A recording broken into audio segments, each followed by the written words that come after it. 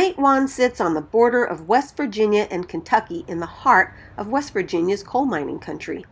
The Battle of Matewan, also known as Matewan Massacre, in 1920, was the subject of the 1987 film of the same name. In addition, this is Hatfield and McCoy territory.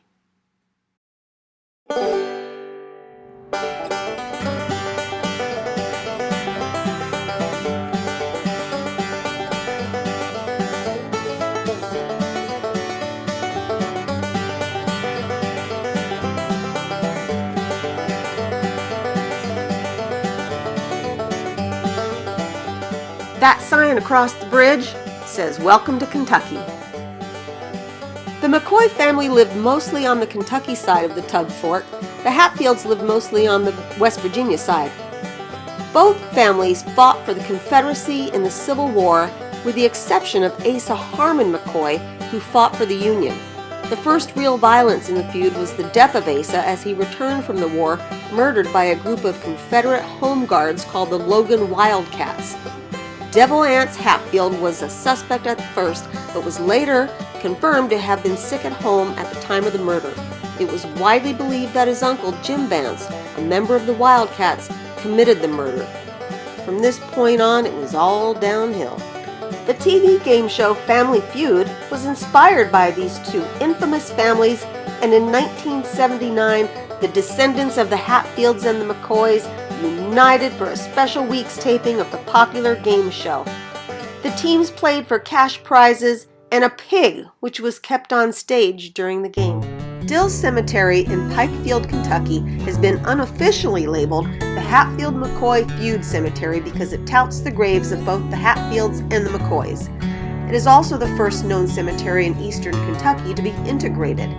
The cemetery, which was part of a larger parcel of land, was purchased by Colonel John Dills in 1871. He allowed his freed slaves and their descendants to be buried here.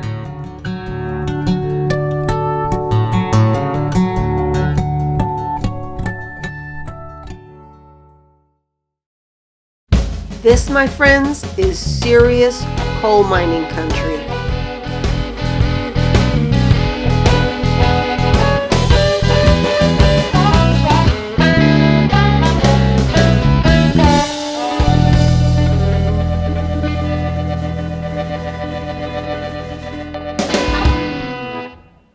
Hank Williams Sr. was scheduled to perform in Charleston, West Virginia, but he had to cancel the concert due to an ice storm. He hired college student Charles Carr to drive him to his next appearance in Canton, Ohio. Carr drove until he stopped for fuel at a gas station in Oak Hill, where he discovered Williams unresponsive and rigor mortis had already begun to set in. Hank Williams Sr. was dead. The circumstances of Williams' death are still controversial to this day. The result of the original autopsy indicated that Williams died of a heart attack, but author Colin S. Scott concluded in his book Hank Williams, the Biography, that the cause of death was heart failure caused by the combination of alcohol, morphine, and chloral hydrate. The New River Gorge Bridge is a steel arch bridge 3,030 feet long over the New River Gorge near Fayetteville, West Virginia in the Appalachian Mountains. With an arch 1,700 feet long, the New River Gorge Bridge was the world's longest single-span arch bridge for 26 years. It is now the fourth longest. The bridge is crossed by an average of 16,200 motor vehicles per day.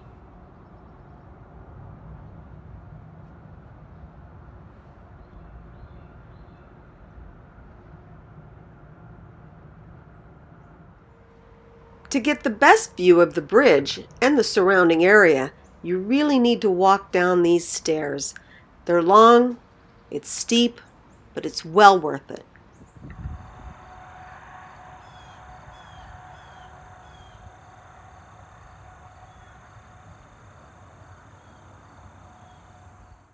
Don Knotts was born July 21, 1924, in Morgantown, West Virginia. A bronze statue of the legendary actor and comedian, best known as the bumbling Deputy Barney Fife on The Andy Griffith Show, depicts Knotts sitting on a bench outside of the town's Metropolitan Theater. He died at the age of 81 in 2006. Lake Shawnee's haunted history dates back to 1775. It was then that Mitchell Clay, Mercer County's first white settler, and his family made their home. 8 years later, Shawnee Indians killed 3 of his children. Fast forward to 1926, businessman Conley T. Snidow bought the property to build an amusement park, Lake Shawnee. Despite its popularity, the park was marred by tragedy, including the drowning deaths of 2 boys, one in the lake and another in the pond. It was the 1966 death of a young girl on the swings, however, that led to Lake Shawnee's closure. The accident occurred when a delivery truck backed into the swings while attempting to turn around. The property sat vacant for 20 years until Gaylord White, who worked at the park in his youth, purchased the property. He reopened the park in the mid-'80s, but after 3 years, skyrocketing insurance rates forced its closure. But during that time, they were bulldozing a portion of the land and discovered Indian artifacts. A team from Marshall University spent several years at Lake Shawnee uncovering artifacts and graves. They stopped digging when they started finding kids' graves. They believe there are around 3,000 bodies buried there. And so the haunted Lake Shawnee legend began. The property has been featured in TV shows and movies in such networks as the Travel Channel, Discovery Channel, ABC Family, and National Geographic, and is considered to be one of the top 10 haunted places in the world. Gaylord White passed away in March of 2014, so his son Chris now manages the property. I had the pleasure of meeting Chris and spending a couple of hours with him as we toured the property. It's quite incredible, to say the least. Some of the stories he had were just amazing.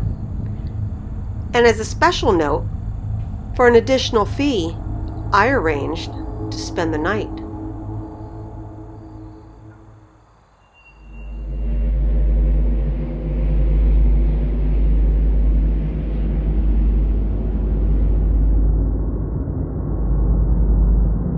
My visit there was on October 15th, so I got to see their dark carnival. In October, they have a haunted house, and you get to explore the haunted amusement park after dark.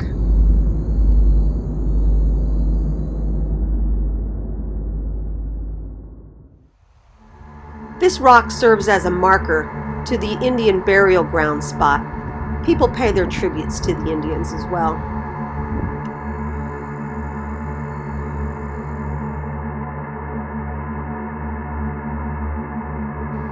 After Chris left, the sun started to go down, so it was time to have some dinner. It was just me and Rylie in the haunted amusement park. Ooh.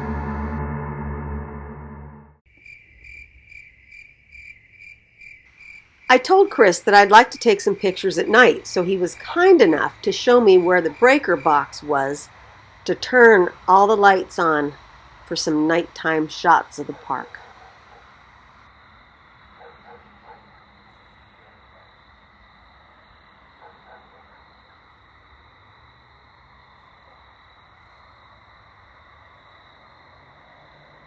If there were any bumps in the night, Rylie never heard them.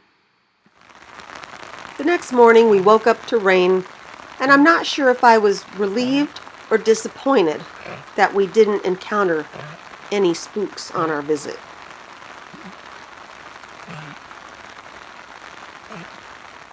And just like that, our trip through West Virginia was over. See you in the next video.